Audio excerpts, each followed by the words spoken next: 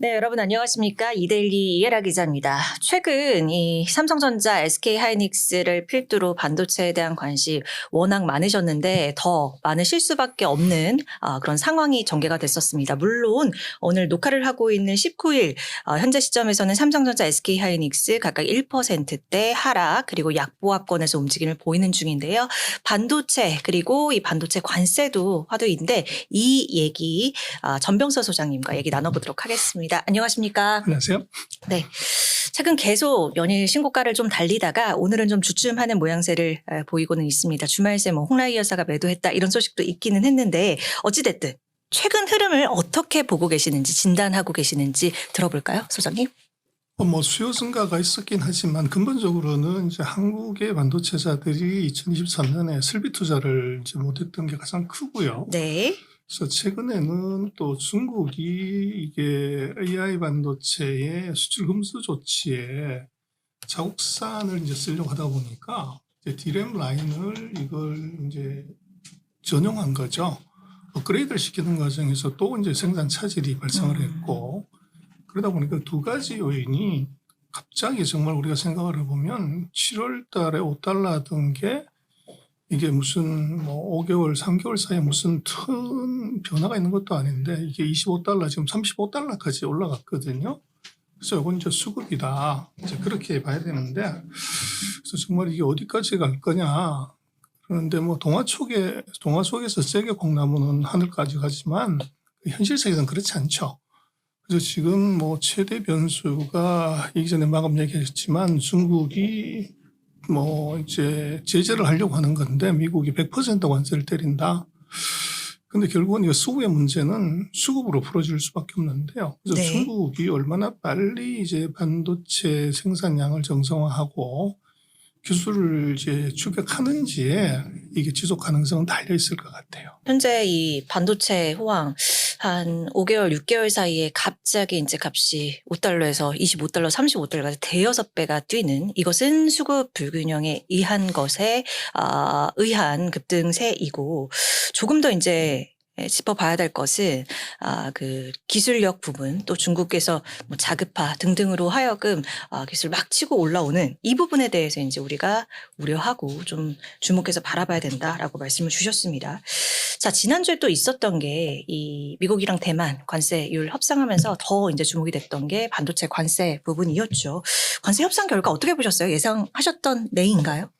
글쎄 이건 네. 그 꼬시는 관세죠. 그래서 투자 유도형 이제 관세. 그래서 투자하면은 이제 세금 안 내도 되고 투자 안 하면 이제 100% 때리겠다는 거고. 그래서 이거는 굉장히 표면상으로 보면 공포스러운 거긴 하지만 또 역설적으로 보면 미국의 치명적인 약점을 같이 보여주는 거예요. 그래서 이제 대만 같은 경우는 안보 문제가 같이 걸렸기 때문에 이제 어쩔 수 없이 코 끼어서 이제 우리가 대규모 설비 투자를 하겠다 그러는데 중요한 것은 설비 투자를 한다고 해가지고 이게 첨단 제품이 나오냐 그건 아니거든요. 그래서 공장 짓는데도 시간을 끌 수가 있고 거기에 이제 의도적으로 생산 지연을 할 수도 있어요. 그래서 지금 정말로 첨단 라인을 4개씩 이렇게 지면 그럼 대만 어떡하냐. 산업이 이제 공동화가 생기는데 그래서 일단은 트럼프의 협박이 워낙 세기 때문에 일단은 2년만 더 버텨보자. 이제 그런 쪽에 있고 반도체 공장 하나 짓는데 2년 반 걸리거든요. 그래서 삽질만 하는 이제 흉내 내고 이제 나중에 어떻게 될지는 조금 더 상황을 두고 보자. 이럴 수 있는데 어쨌거나 미국이 지금 대만 이제 우리 한국한테도 그 물동이 튀었죠. 그래서 그것은 어떻게 보면 미국의 치명적인 결점, 이제 이거를 관세라는 이제 포장지로 포장해서 별일 없이 미국이 갑인 것처럼 보이지만 미국은 갑이 아니라 이제 을한테 질질 끌려다니는 이제 모양만 갑이다 그렇게 봐야 될 것 같아요. 이 미국과 대만 간의 반도체 관세 협상 내용 관련해서는 표면상 공포지만 오히려 미국의 약점을 드러내는 내용이었다라고 말씀을 주셨습니다. 그런데 아시다시피 여러분께서도 잘 알고 계시다시피 대만과 이 반도체 관세 부분에 있어서는 우리가 미국과도 좀 최애국 대우를 받기로 했었기 때문에 이 정도 뭐 좀 상응하는 결과가 나올까? 근데 어차피 최종적인 협상은 미국 쪽에서 주도를 할 것이다라는 이런 우려 때문에 우리가 지금 걱정을 하는 거거든요. 그 표면상의 공포라는 게 우리나라한테도 적용이 될 수 있는 겁니까? 뭐 그럴 수가 있는데요. 그래서 이제 트럼프 얘기는 뭐 이게 아침 다르고 저녁 다르고 또 뭐 어제 다르고 오늘 다르기 때문에 약속을 지킨다 이렇게 얘기하기 어려워요. 그래서 왜 그런가 생각해 보면 거의 80대신 어르신이 그 점심때 아침에 뭐 먹었는지 기억이 안 나는 거죠.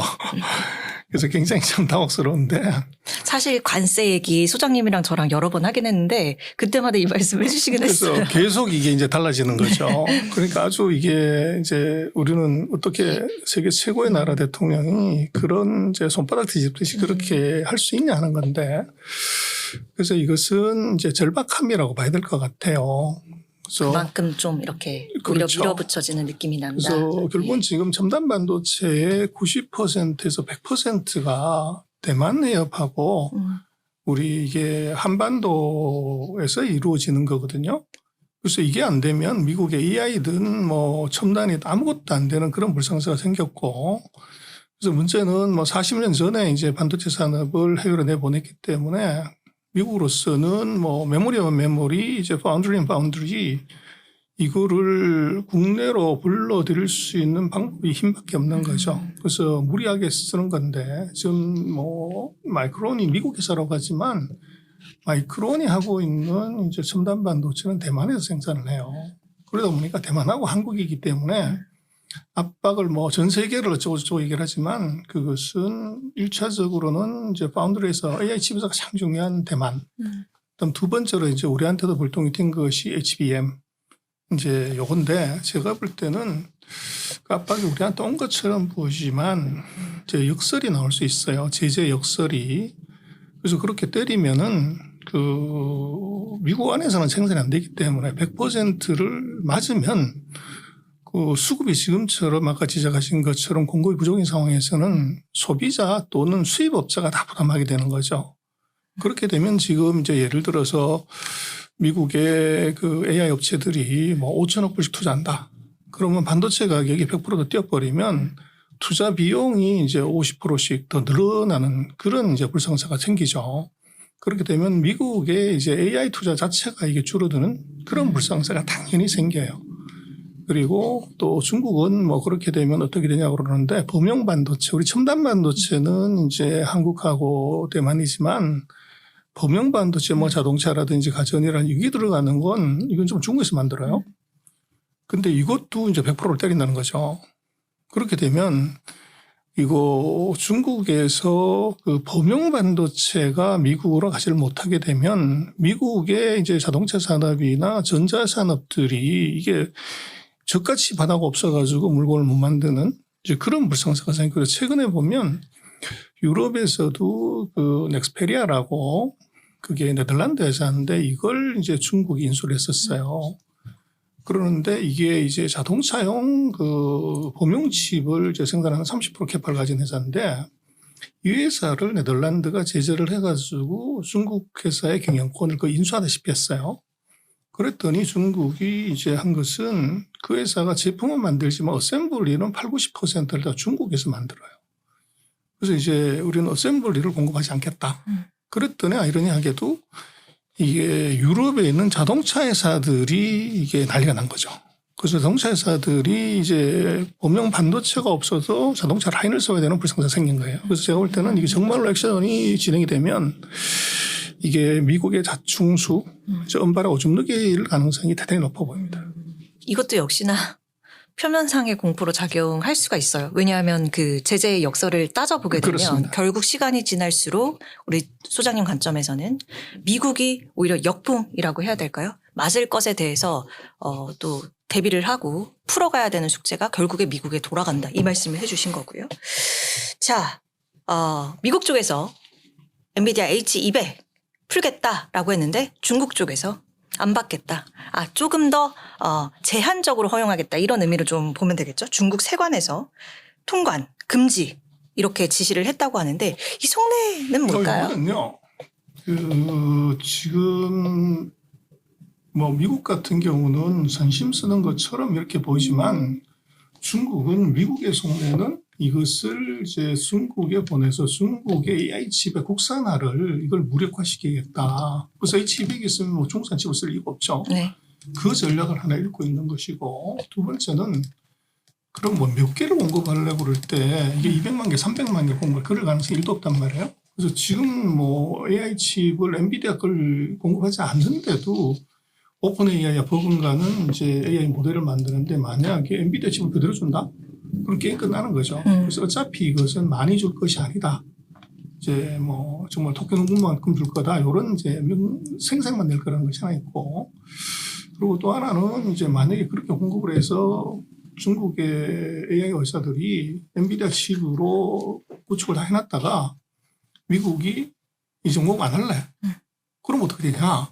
그럼 또 난리 나는 거죠. 그 사이에 이제 중국의 반도체 회사들은 아마 그 업그레이드를 못했을 거니까 그런 문제 때문에 중국은 1차적으로는 이제 자국 산업 보호, 두 번째는 미국의 속내를 이미 읽고 있다는 거죠. 우리한테 이게 충분히 공급하지 않을 거고 생색만 낼 거라는 것, 그걸 알고 있고, 그러면 이게 지금 칩이 없는데도 공급해 주겠다 그러면 뭐 정말 고양이 손도 빌려야 될 상황인데 땡큐죠. 그런데 이걸 거부하는 이유는 믿는 구석이 있습니다. 그 믿는 구석은 뭐냐면 그 하웨이가 지금 엔비디아의 H100, H200에 이제 대항하는 칩을 만들었어요. 910C라고. 근데 요것의 성능이 이제 뭐 엔비디아 한 7, 80%? 근데 필드에 이제 실제로 테스트를 하면 3, 40% 정도 성능이 나오는 건데, 그래서 가격은 뭐 엄청 싸고요. 근데 문제는 이게 하웨이가 클러스터링 기술을 개발을 했어요. 그래서 지금 GPU도 마찬가지지만 엔비디아가 그 CPU 쓰면 좋은데 그것이 동시에 여러 개 작업을 해야 되니까 이제 병렬로 작업하는 칩을 만든 게 GPU잖아요. 똑같이 GPU 안에서도 이게 30% 성능이 나오지 않는다고 하면 그걸 3개를 붙여버리는 거죠. 그렇게 이제 하는 것이 클러스터링 기술인데 하웨이가 그 자기네 910C를 최대로는 15,480개를 붙일 수 있는 이게 기술을 개발을 했어요. 그래서 지금 하웨이 칩을 이제 3개를 쓰면은 엔비디아 칩 1개 쓰는 효과를 낼 수가 있는 기술이 나왔다는 거죠. 그러면 이제 원가는 올라가고 전기세는 더 많이 들지만 이게 하웨이 칩을 갖고서 엔비디아 칩을 대체할 수 있는 이제 대안이 생긴 거예요. 그래서 뭐 안 줘도 좋아. 뭐 이렇게 이제 배짱을 부리는 것이고, 그래서 뭐 이제 언론 같은 데서 보면은 뭐 중국이 뭘 믿냐 하지만 그것은 하웨이의 클러스터링 기술이다. 그리고 이제 그러면 전기세를 3배씩 더 먹는데 이거 그게 경제성이 있냐고 그러는데 중국이 또 웃기는 것이 이 전력 생산량이 중국이 세계 최대예요. 그리고 특히 이제 서부 지역으로 가면 이제 클린 에너지, 풍력, 태양광 뭐 이런 것들이 무지 많이 써 있어가지고 이게 전기세가 무지 싸요. 그래서 지금 중국 같은 경우는 이제 데이터 센터에 들어가는 이제 지방에 이전한 데이터 센터의 경우는 이거 전기세를 확 깎아줘버리거나 보조금을 확 줘버리는 거죠. 그래서 그걸 반 깎아줘버리면 코스트가 훅 떨어지는 거죠. 그래서 전기세를 이제 정부가 보조해주기 때문에 그런 이제 대량의 클러스터링 기술을 썼을 때 원가 부담을 정부 보조금으로 해결하고 또 근본적으로 전기세가 뭐 한국이나 그 미국에 비해서는 중국이 훨씬 싸거든요. 그렇게 해서 그 부분은 또 이제 전력 문제는 그렇게 커버를 해주고 그 성능 문제는 이제 여러 개를 연결하는 이 기술로 해결하는 것이 지금 만들어져 있어요. 그래서 그걸 믿고서 이제 중국이 정말 상식선에서 이해가 안 되는, 그래서 지금은 연구용으로만 수입을 흥한다. 그런데 그 얘기는 하지 말라는 거죠.